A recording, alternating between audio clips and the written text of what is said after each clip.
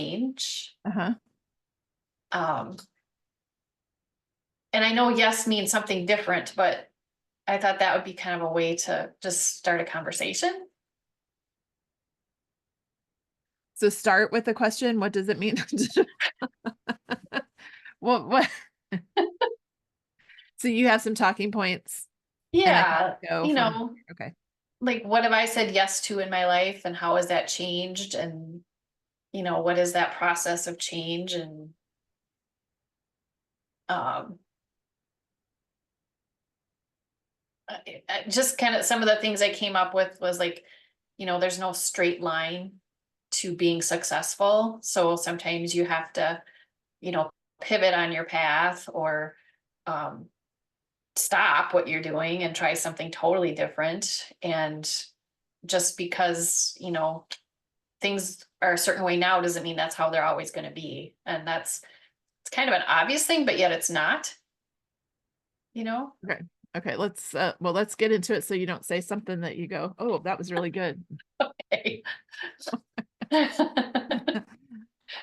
All right. Maybe I'll just go back and record the introduction. I can do that.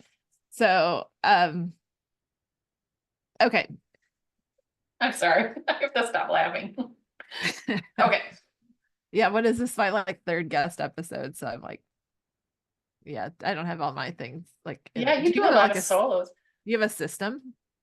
You Do I probably have a have, system? yeah, you probably, well, obviously you have a system. Yeah. Yeah. Still be doing it. It's just a basic, and then I just kind of see what happens. Okay. Well, thanks for joining me today. We'll just get started and then I'll Okay. edit and whatever. So we'll go from there. Okay. Okay. All right. Well, thanks for joining me today. And yeah, it's a default to yes podcast. And that means that I love to share stories about what it means to other, because obviously it doesn't look the same to all of us. Defaulting to yes, that your extraordinary self is what yes stands for. And a lot of people say, well, yes is saying no, but I kind of want to go through like, yes is taking advantage of opportunities. It's saying yes to extraordinary. It's saying yes to all the possibilities and what we're capable of. And I know you as somebody who is very much saying yes to your extraordinary self and looking for what is possible, what is capable, how you can make the impact in the world that you want to make. And so I thought it would be good to have a conversation and just hear what that journey looks like for you and what it's led to. And just how would you say, like, if I said, Kim, what does it look like for you to default to yes? How would you answer that? First, thank you for letting me come and chat with you today. What that looks like for me, it depends on the day and the time of my life, I guess, the phase of my life. But Sure. when I'm defaulting to yes and what it looks like, what it feels like, it's hard to say what it looks like, but it's easier to say what it feels like. And it feels like I'm on the right path. I'm excited, I'm content, but yet looking ahead, you know? Um, and that has happened multiple times in my life. And in other times it's been like, I have no idea what's happening or what I want to do. I just know I need something different. Yeah. Well, when you say that, I wonder, okay, so if you go by how you feel and Mhm. you're feeling good, you're feeling content. And maybe it's, you said looking forward. Now, could I feel content? Like a lot of people might feel content eating Cheetos and watching Netflix. So, so tell me more. Yeah. Because I don't think that's what it means for you. No, Maybe so it does. no, I think you're right. You're right. I think content, I mean, yeah, at one point in my life, that would have been the dream. Sit on my couch eating Cheetos. Um, but now that I'm older, I'm in this midlife phase, if you want to call it that. Content is probably more like, am I doing, am I being true to myself and doing what I really truly want to do? If the answer is no, then I have to find that. If the answer is yes, then it's awesome. Um, am I serving others? Am I making myself happy? Um, that's kind of what that looks like for me now.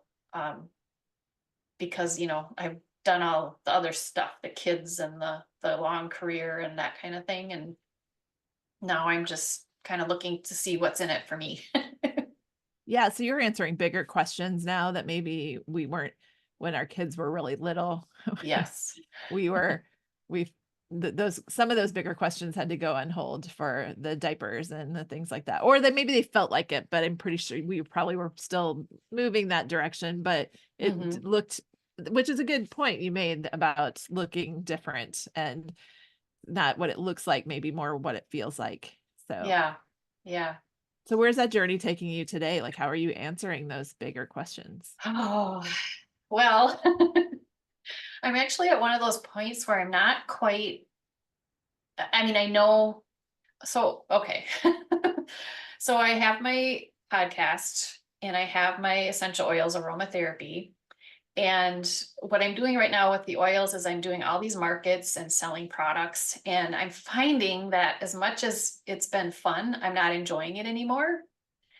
And so I haven't been doing it super long, but it's still, I'm like, my body is telling me, you don't want to keep doing this, find something else.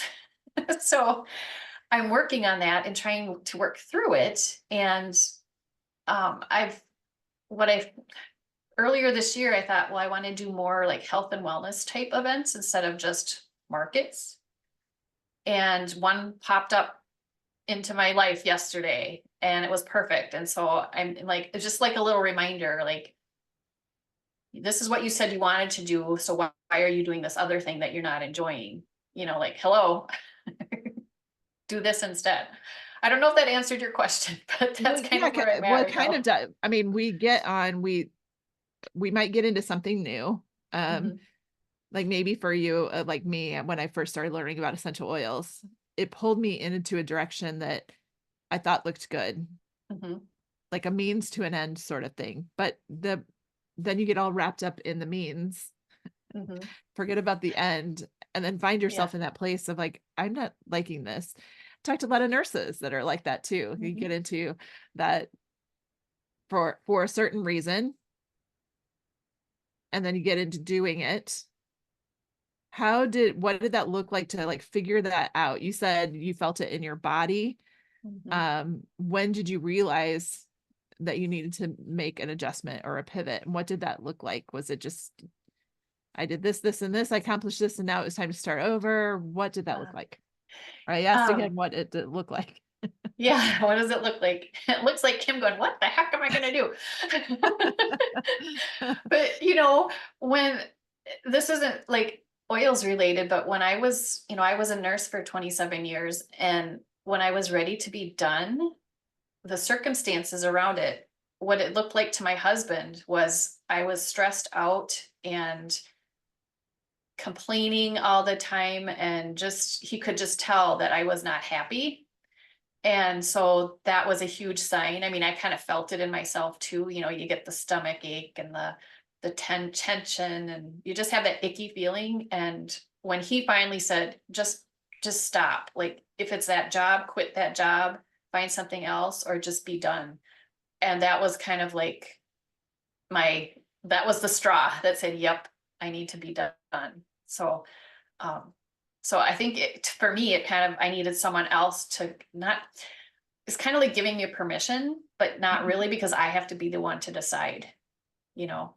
But having him say it's okay, I'd rather have you be happy than, Yeah. doing this sure thing for income type situation, even though I was miserable. So, Yeah, when you cross that line that your husband is telling you to give up that income and figure it out, you know, you know that there's something is really, really up. I've been there. I know that, and we should listen to them. yes, for sure. But Yes. it's scary. It is scary. Like, how do you know for sure that you're doing the right thing, and what Yeah, is the next right thing? How'd right. you answer that?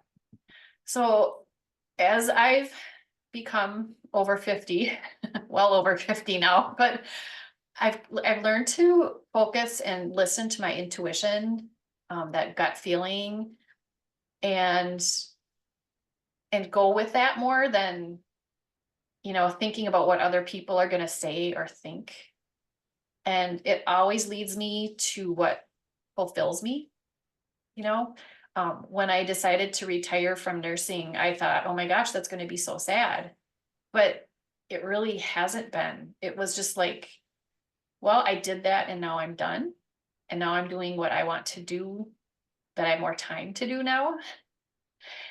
And so that just going towards things that make me happy and fulfilled is what I'm trying to do. And sometimes that changes, but that's okay.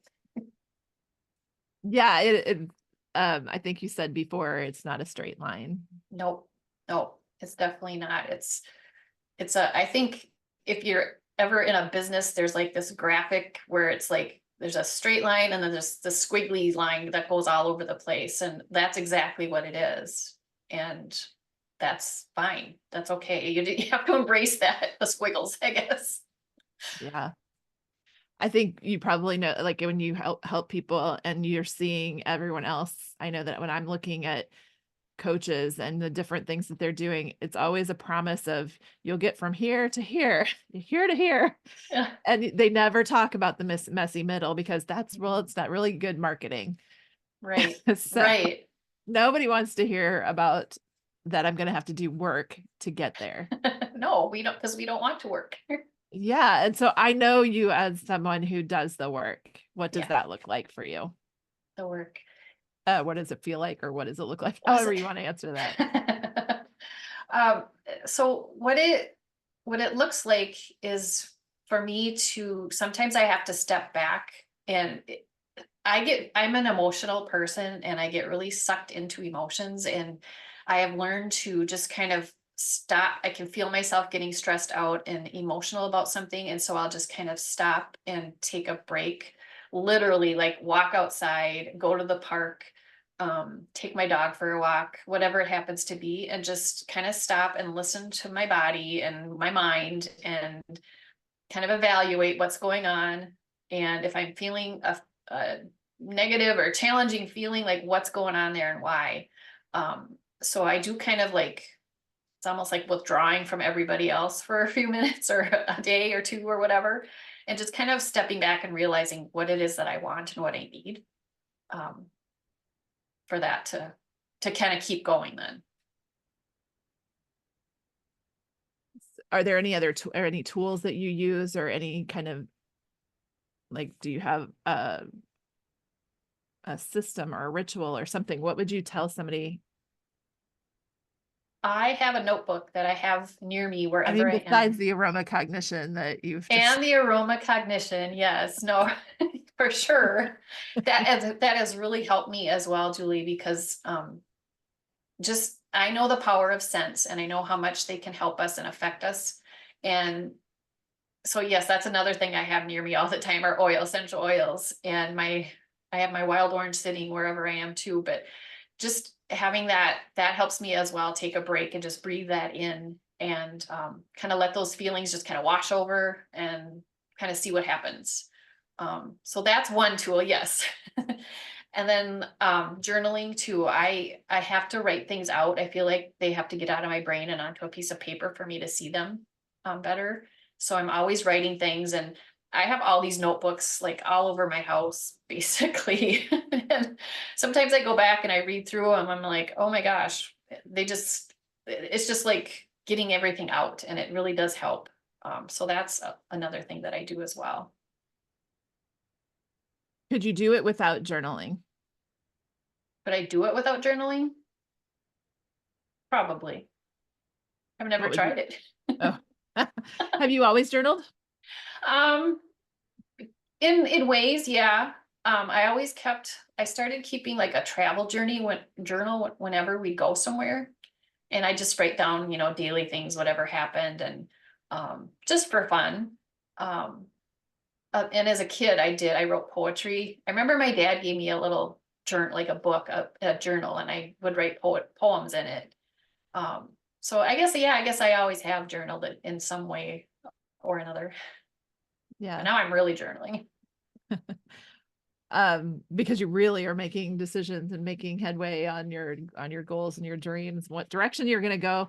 I Yeah. think, yeah, having those tools. Journaling is something that I find people resist because it takes time and Mm. it can be filled a little vulnerable. So I was kind of wondering what your process was. If you've always journaled, then maybe you always journal. I'm kind of an on and off journaler throughout my life. And Mhm. I kept a journal for my kids to save them money in therapy so that they could just go look and see. I love You it. just hand this to your therapist. And my one son has really appreciated that because it's helped him understand some of the things that, he perceived differently. Uh, And but journaling I found has been really magical. And almost everyone that I ask that is reflective or making a kind of difference that you're making, mhm. journaling is usually a tool that pops Yeah. up. Yeah. I like to do it in the mornings when I get up. That's my time, you know, take care of the dogs and then I get my coffee and I sit and I journal or read or listen to podcasts or all of the above. So that's my time. It's hard to do it any other time of the day because I have other stuff going on, but it's just, I like to take that time just to do it then. What led to starting a podcast? Oh gosh. So I was I was still being a nurse and I was kind of doing an oils business and kind of going back and forth. And I decided, or I went to a business networking event and there was a speaker there who said um, something about, decide what you are truly passionate about, what you love to do, and put that into your business and it will flourish because you're automatically doing something you love, which totally made sense to me. And so I took that to heart and I started journaling about it and kind of trying to decide what was that? What did I love to do? And I decided I really liked getting up in front of people and talking. And at the time, it was COVID. So there wasn't really a lot of getting up and talking. It was 2021. So it was, we're kind of sort of, but not really. So I thought my daughter had a podcast and I thought, well, I want to do a podcast. And I wanted to talk to women in midlife about courage and confidence. And so it was one of those times where I'm like, I'm excited about this. And I have she's kind of a business consultant slash friend who I signed up with her for 3 months. And I said, at the end of this 90 days, I want to have at least one episode ready to go. Well, I had everything done. I had 2 episodes and one already published or whatever the word is by the end of the 90 days. So it was something I knew that I was excited about and I wanted to do it. And, 3 years later, here I am doing it, 3.5 years. Yeah, yeah. Exciting. So what have you learned from that process? Oh, I've learned, Coming out of COVID, how like yeah. is it still this is it the same? Is it changing? Um, as far as like the guest or the messages Or your mission with or my it? mission. Yeah. Yeah, my mission, at first I was, it still is this, I want to share stories that women have because we all have a story to tell and someone needs to hear that story. And it could be one person, it could be 1,000 people. But if at least one person hears your story and it helps them, then that's what I want to do. I want to share that. I want to inspire and encourage. And that hasn't changed. Um, as I've gotten into it and people are, pitching to me to be on the show, I have to be more picky because I mean, I love that women have businesses and they want to, share their book that they wrote or their coaching services or whatever it happens to be. But I always go to their story. Yes, I Mhm. would love to have you as a guest, but I want to tell your story first. And so it's more that focus. So that's what it's been all along, and it still continues to be. And I guess I'm just getting a little pickier about, you know, what their story is. I Yeah. just had someone, I'm on a website that kind of puts guests and shows together. And when I had a pitch from a potential guest and she's 28 years old, which is great, but she's a little too young for my podcast. So I had to tell her, I'm sorry, but you're too young, which that's probably something people want to hear. Yeah. So what is the story? What is your story? Hmm. It's an If ever, you were a and guest on your podcast. oh my gosh. That is an excellent question, Julie. I don't think I've ever thought about that before, but Well, you're um, so busy telling other people's story. yeah, Something had to get you to that place where you like were inspired by other stories. Like yeah, I know that it's really hard for me to pin down, like to say, like when I've gone through those coaching sessions where, or those things where they have you write down your mission and what you really, who you yeah, specifically care about. Because really, I love hearing, I love to hear your story. So I share that with you about other people's stories. So sometimes I get that it's harder to tell your own story than, but I yeah, just get excited about other people's story because I think it, yeah, it inspires me to also want to, make, discover my purpose and live yeah. that out. So what is your story, Kim? My story. Well, I think I mean, I grew up the oldest of four kids, so I was the responsible one. I did what I was supposed to do most of the time. Um, there's some high school, college stuff we probably won't talk about. But and then, I did the traditional thing. I got married, I went to college, got married, went back to college, became a nurse, and I realized I kind of did everything I was supposed to do, what traditionally we're supposed to do. And then I grew up and became over 40, and I'm like, I don't always have to do what people expect me to do. And that was really freeing, liberating, and amazing for someone who, you know, grew up kind of, you do what you're told and don't make waves and just, go with the flow kind of thing. So that was really like I said, it's a liberating moment, and kind of like looking around like, okay, now what can I do? Like, I don't know what it is yet, but it's going to be great. Um, and, and I've come to find out, what I thought back, 10 years ago is going to be a little different than what I'm thinking now. Um, and it just changes as we talked about earlier, everything changes. So, um, other things happen and you kind of go, okay, well, let's do this now.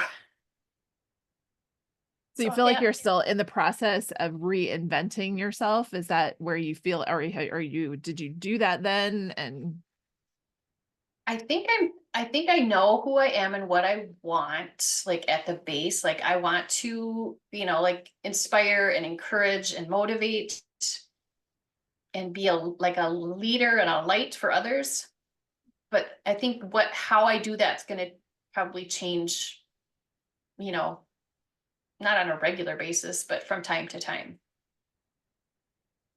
what would you tell someone now that is at that point where maybe you're wondering, is that me? Is it time to reinvent, or is it time, you know, am I on the, you're asked, like somebody who's just getting to the place where they're starting to feel it in their body, asking those questions about, am I on the right track? Am I doing things that because other people expect them, or is this really what I want? And is Mhm. what I want worth wanting? All of those big questions, what would you tell Yeah. someone who's just kind of sensing that that's where they are? Oh my gosh. I'm like, ooh, this is so cool. I would tell them, listen to those signals that you're getting from your body and your mind, and just get curious about them. Like, kind of ask yourself, why am I starting to feel like that? What is going on? And if something pops into your brain, like something totally off the wall, there's a reason for that. So kind of explore that, go down those paths, see what that looks like. What is it? How could I do that? And try it, and don't be afraid to try something, but knowing that this might not be it, but it's something I'm going to try anyway and see what happens. What if it's just hormones? What if it's just hormones? Usually, I don't know. That's a good question. I didn't know if like in working with women in like even your podcast guests, if Mhm. that's got to come up Oh, for because sure. people tell us all the time that we're crazy because it's hormone and or you want to make a life change and it's because hormones. You're feeling all the feels one day and it's because, well, hormones. Like we tell ourselves that. Yeah. But hormones are a part of your life, but we can't be like, first of all, don't let anyone tell you it's all in your head, you're crazy, you just have to deal with it. That is one thing that I have learned. um, like what you asked before. If you're, that's hormones are a physical part of your body, and yes, they affect you, but they shouldn't be an excuse and they shouldn't be a reason for you not to do something. If you feel like your hormones are imbalanced, which they probably are if you're a woman over 40 or so, find some help for that, and uh, find a way to deal with that, but don't let that be your excuse or a reason not to, you know because they I they love that do. you said that. Don't let it be your excuse, because aren't we always just looking for an excuse to not do the, Oh because this yeah. wasn't an easy thing for you to do. None of this Mm-mm. had to, like, couldn't be, or was it? No, no. Well, my husband was still working when I started this, and financially it was fine when I kind of stepped back and said, well, I'm not going to be bringing in as much money. And he was like, I don't care, you're miserable, we'll work it out. um so there is that pressure, and now that he's retired and we're kind of on a little bit of a fixed income now, it's still I have to pay more attention to that. I've been very lucky, that it hasn't been a super huge. I haven't had to not do something because of finances. Well, I pretty much can do what I need to do, but I can adapt pretty easily. But yeah, I don't know where I'm going with this, but that the financial part of it was kind of hard, and it is now again a little bit, but it's something that I just figure, well, then I need to figure out a way to bring in a little more income with whatever I'm doing. Yeah. Well, I'm hearing that it's figure outable, Yes. and that, that you said using some of those things as excuses is only gonna make you 10 years older with the same issues, right? They're in the same Right. place, but now you're 10 years down the road and you could have done something not using those excuses. And Right. so, yeah, I first of all just acknowledge you for being someone who just embraces that and does the hard thing, the scary thing. Mm.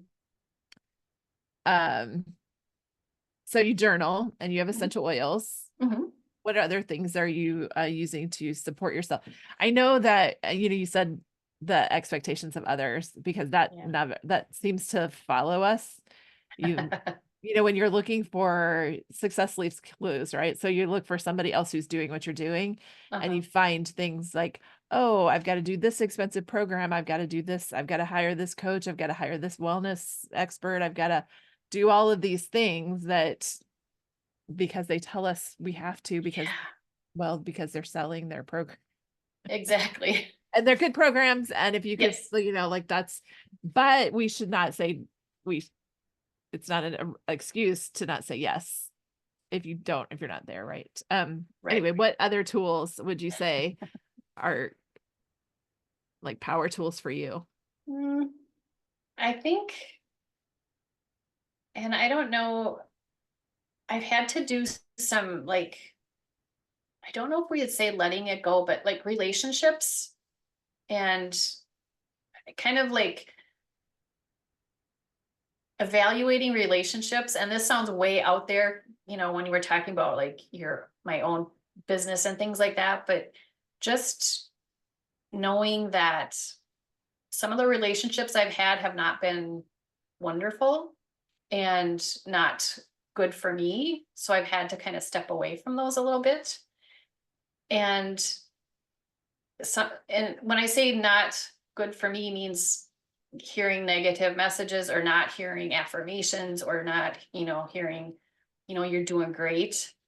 Um, not, I just need to, having those kind of evaluating those relationships, and saying that's okay.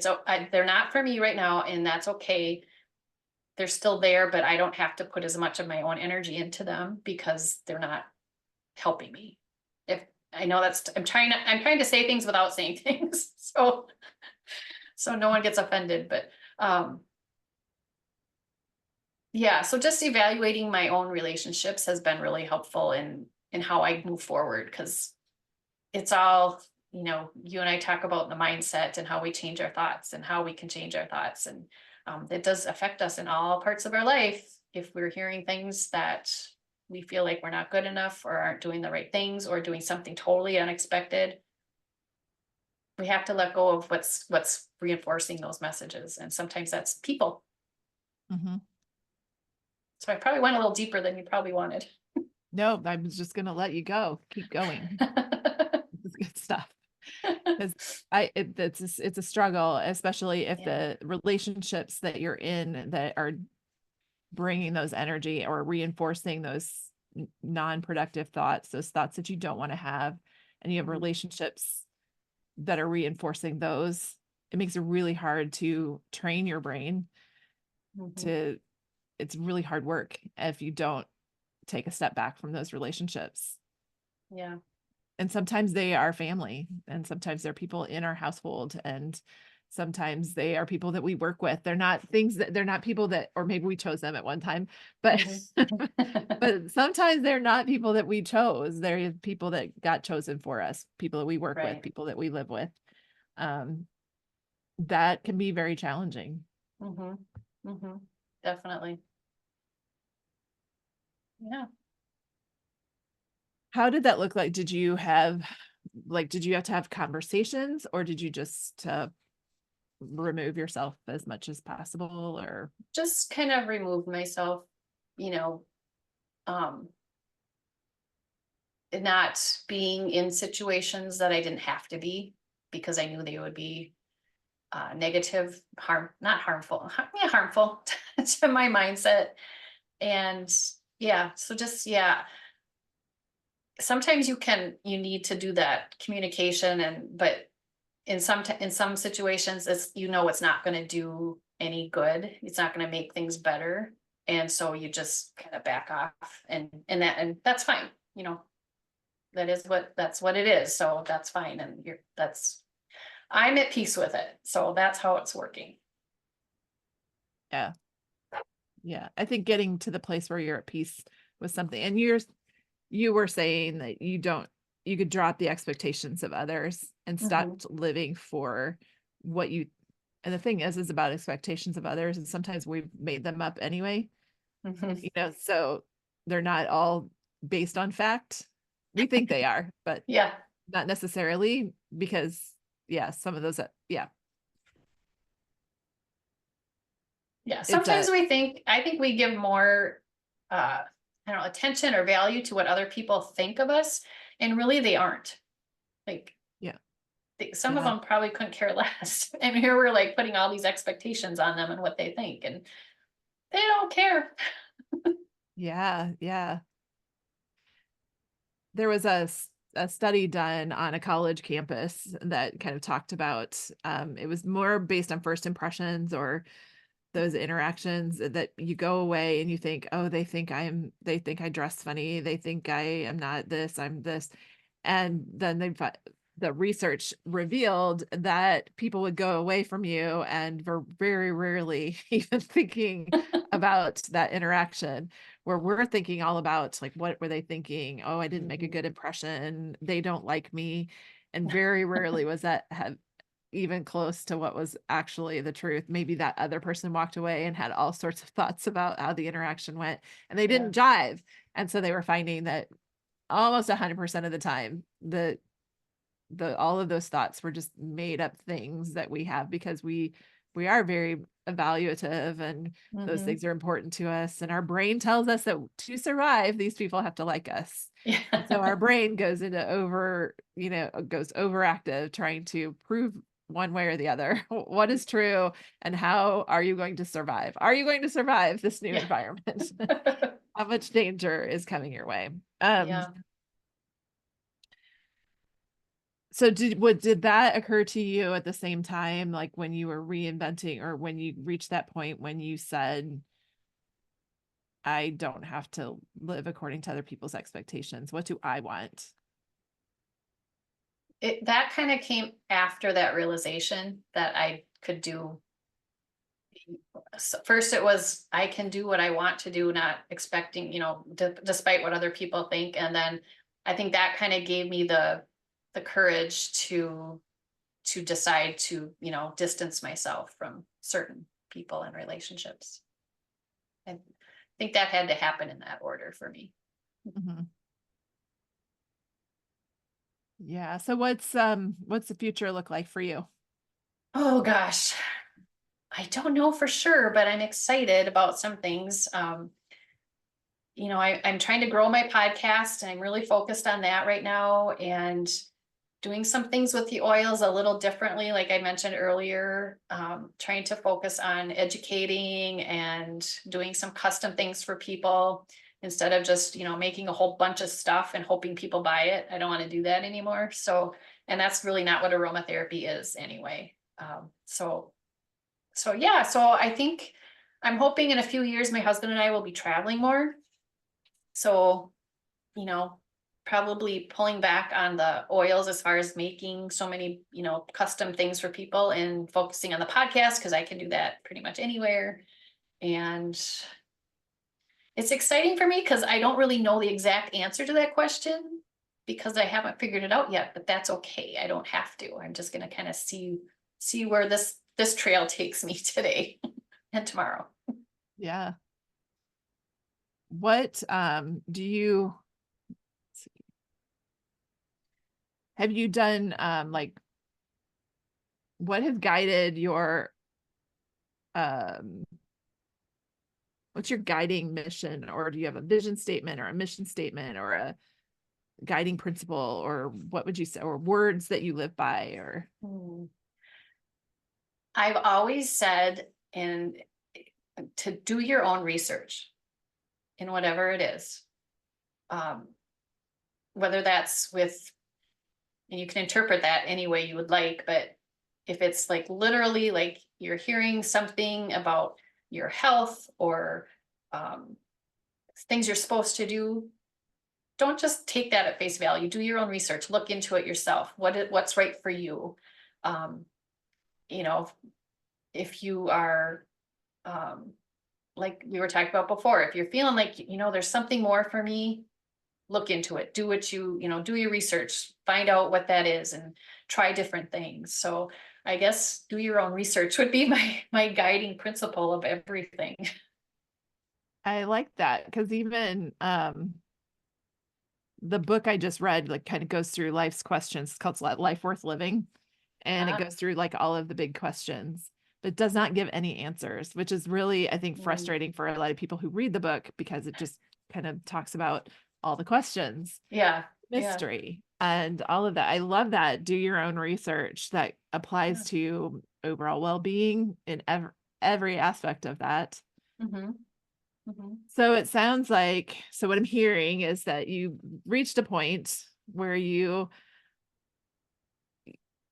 kind of discovered, or like the veil was lifted. You could live life on your terms. You could say yes to your extraordinary self. Yeah. And what that looked like was letting down some expectation, or letting go of the expectations that you think others had of you, or what you, Hmm. that picture that you had was of what life is supposed to look like. Hmm. To really go on a journey of exploring what it looks like for you, and how you were wired up and what you were Yeah. created for. I heard that you journaled and you did some like answering those questions, got your tools. I love that you are using essential oils, because I think they're power tools for all of that. They definitely Um, are. and the social support and the relationships, and really also reinventing your community, or your that circle, that inner circle. Yeah. Um, which is all like, and then do your own research, just kind of takes you on a exploration, a journey of like just kind of adventure. Get up every day and make that your default to say yes to extraordinary, and what that looks like is going to look like different for everyone. Hmm. So in light of all of that conversation, what would you say then, if I asked you again, what does it look like for you to default to yes? It looks like for me, to I wrote things down too, and I'm just trying to like they might have changed a little bit since we talked, but just feeling excitement, looking ahead, looking forward with a positive outlook. Um, if you would see me, I would be busy, but not so busy that I was, not able to do what I needed to do or what I wanted to do. So I guess just feeling like I'm serving others and being a light for others and inspiring and motivating them. And I can't do that unless I'm happy with myself and where I'm going. I love that. And it's not easy work. I know that. But it's fulfilling and necessary. And I think that is a beautiful thing. So I just want to acknowledge you for just being somebody who is out there inspiring us all to take on the that confidence and courage that is within us to do the things and that we're called to do. And I've listened to your podcast. You have like a variety of women that have shared their stories on there. It is Including you. inspiring. What's that? Oh, Including you. um, I actually didn't listen to that episode. So You probably should um listen to that. I should. I should. Um yeah, you've inspired me, and Mhm. you're somebody who I look to, as I know you're out there doing your thing, doing the work, and just knowing that is also inspiring. So you guys go listen to her podcast because you will treasure there. So Thank you. I appreciate and that. yeah, and it sounds like we are just going to keep you're just going to keep bringing it. I hope so. That's the plan. That's the plan. What else is there anything that we haven't talked about that you really would like to say to um, anyone listening here to about Oh, living that extraordinarily? I love what your podcast is called, yes, your extraordinary self, because we all are extraordinary, but sometimes we need someone to tell us that, like you just did for me. There's times, and I'm kind of going through a little time right now where I'm just a little discouraged, and you need to hear that once in a while that you're doing wonderful things and keep going, and it does give you courage to keep going and doing what you're doing. So thank you. Yeah. Thank you for sharing your story. And you really are extraordinary. And it is it is one of those things where when you are putting yourself out there and wanting to inspire others, you don't share those things, or you don't, so you can feel like you're really like, am I the only one that goes through these times? And sometimes it's multiple times a day. Yep. You were talking about those, it's not a straight line. And Yeah. sometimes a single day, or even a single hour looks like that. You start out Mhm. feeling really good, and then, just something happens and it just tanks.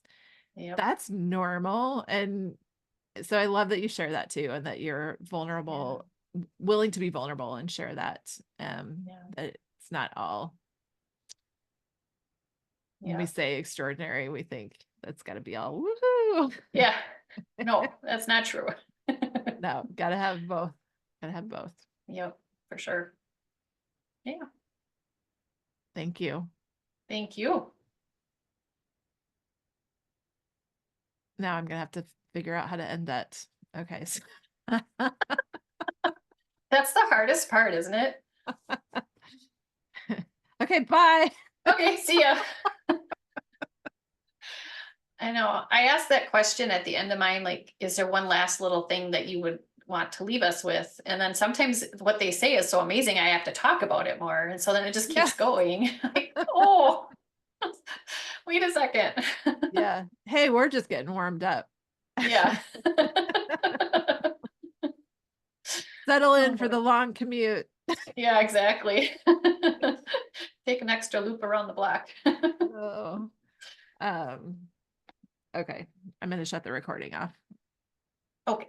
Unless you're gonna say something Nope. again more that